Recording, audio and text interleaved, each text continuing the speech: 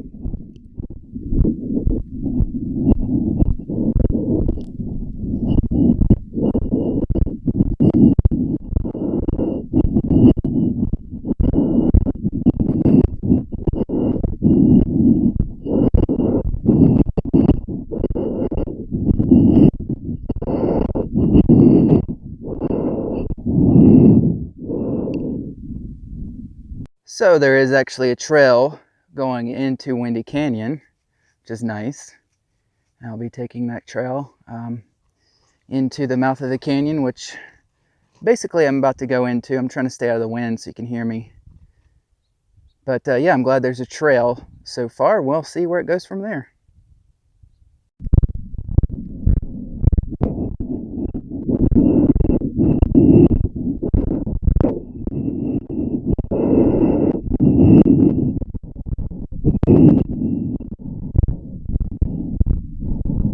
When you get to these rocks, you actually want to go right because it's an easier way to enter the canyon. So I'm going to go this way and then come in from the right hand side. Make it a lot easier on myself. By the way, since I'm here, I wanted to make a comment about this cactus called cholla. They say that these things jump. Well, that's just not true. That's a myth. However, you don't want to get one of these in your skin.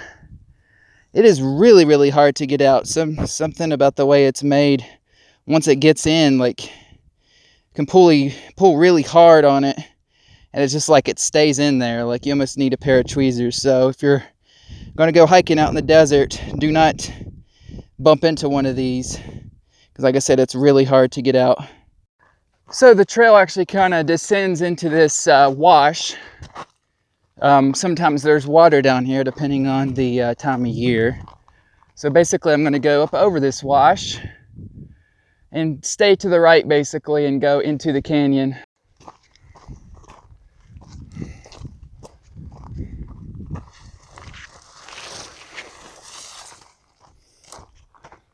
So I'm getting into the canyon now.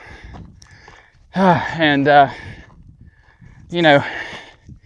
as you go into all these canyons in Red Rock Canyon, And by the way, this is actually the southernmost canyon that I know in Red Rock that has a name. Anyway, as you get into these canyons, you see more and more plant growth.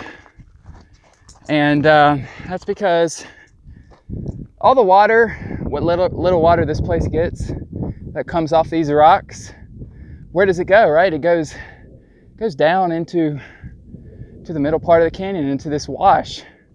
So because of the water funnels into that's where your plants grow, right? And it's pretty cool. I like seeing green things, because in the desert you normally don't find that. And you can see there's less and less growth as you get up towards the rocks. And that's Windy Peak right there, which again, I might climb today. Sorry for the wind. I might climb today and I might not, we'll see. So here's the thing, I'm tempted to go that way.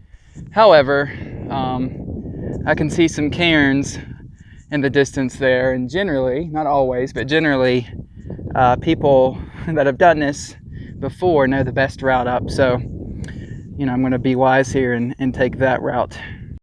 Here's some prickly pear fruit, which certain animals eat for food in the desert.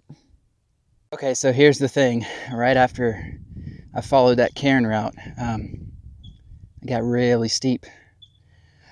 And I've learned over the years that when you're starting to wear yourself out, it's probably best to take a break, because like I said a couple of weeks ago, maybe 3 weeks ago, I got heat exhaustion, and that's because I don't like stopping, honestly.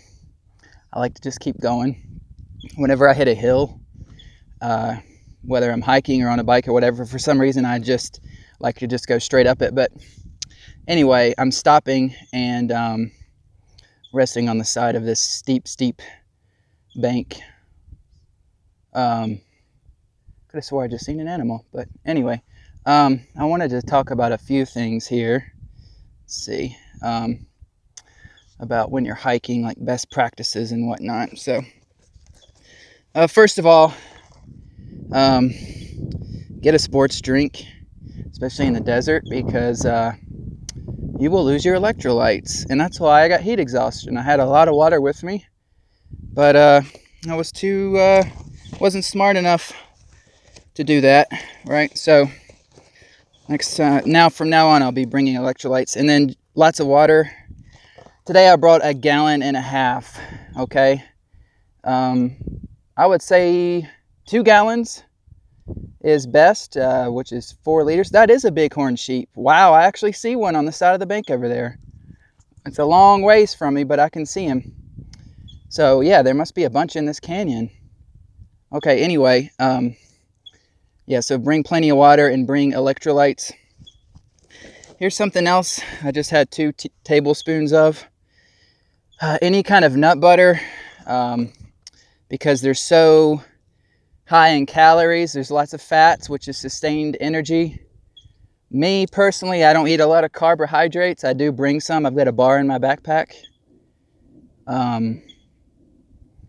Depends on your body type. Like my oldest sister, she said she eats 250, 300 grams of carbs a day. Of course, she's into the fitness business. I'm not. But I can't do that. I consume between 50 and 100 a day, and I seem to feel better that way. Yeah, that is definitely a bighorn sheep chilling on the side of the bank. Even if I turn my camera over that way, you probably can't see it. I'm going to turn it there in a second. He's walking down now. So yeah, those are my recommendations. Sorry for the rant. Now I'm going to show you what I'm looking at. Maybe you can actually see the bighorn. I'm not sure. We'll see. All right, so I'm looking down from where I came. You can see it's definitely class 2, using your hands a lot to climb up that steep bank, and I just had to stop and drink some water. By the way, the bighorn is over on that bank. If you can spot it, you've got laser eyes. Actually, he's closer to down there, and he's walking down. He's eating some shrubs and whatnot. I've heard they're not very aggressive, but they can be if they feel threatened. And anyway, I don't know if I can zoom. I can't even see because the sun is so bright. Yeah, I can zoom, but it's very unlikely that you'll be able to see him. if you do spot him, let me know. I just can't see because of the way the sun is. I can't seem to zoom in on him correctly. So anyway, I'm about halfway up the bank. Let's look and see what it looks like on this side. There's more going up. That's Windy Peak up there. All right, so now I'm going to get going and hopefully make it all the way to the top today, as long as it's not too dangerous. Okay, so I've made it up the bank, basically looking out into Vegas. And then if we point the camera over this way and then look up, that's Windy Peak. And I see some cairns over that way marking the trail, so I'll just follow those. And then apologize for the wind. I'm gonna have to stand up here, and it's probably gonna be a little windy. But over that way is Hollow Rock Peak, which I hiked a week or two ago. Didn't go all the way to the top of the rock, but made it to the bottom. So anyway, I'm gonna rest a few more minutes and then start heading that way, hopefully up to Windy Peak at the top.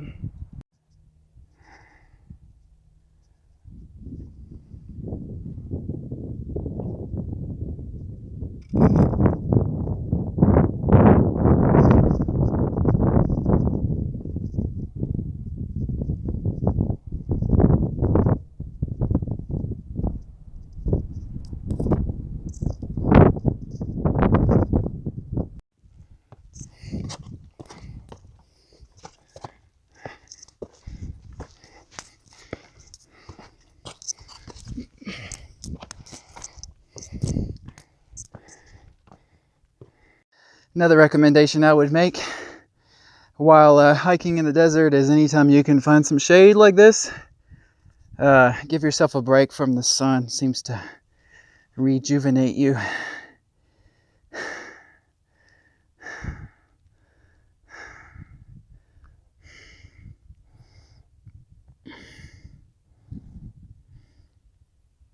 Okay, so yeah, it's steep, but it's not too bad. It's class 2. My recommendation coming up these rock formations is to just lean forward, right? Because if you lean too far back and fall backwards, you could really hurt yourself. If you're leaning too far forward, all you're going to do is fall forward and you can catch yourself. So that's what I've learned over the years. Beautiful view here. About halfway, 3/4 of the way up.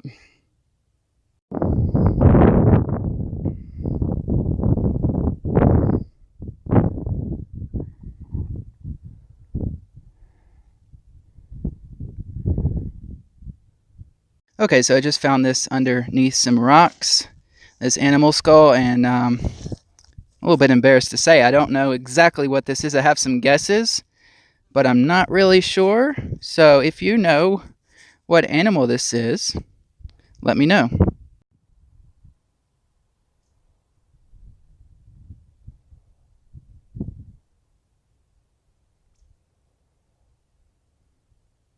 Okay, so I want to talk a little bit about coming once you get to this side of Windy Peak, what it's like to scramble up here. Oh, excuse me for my breath.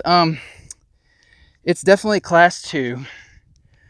There's a little bit of exposure. I mean, it's not terrible. It's nothing like a lot of these people do, man. They go up the side of cliffs 3,000 feet and they don't think anything about it. It's not that bad. Nice prickly pear. But you know, I've talked before. Everyone has their own, see, here's the thing. Everybody has their own limitations and what they're willing to do, right?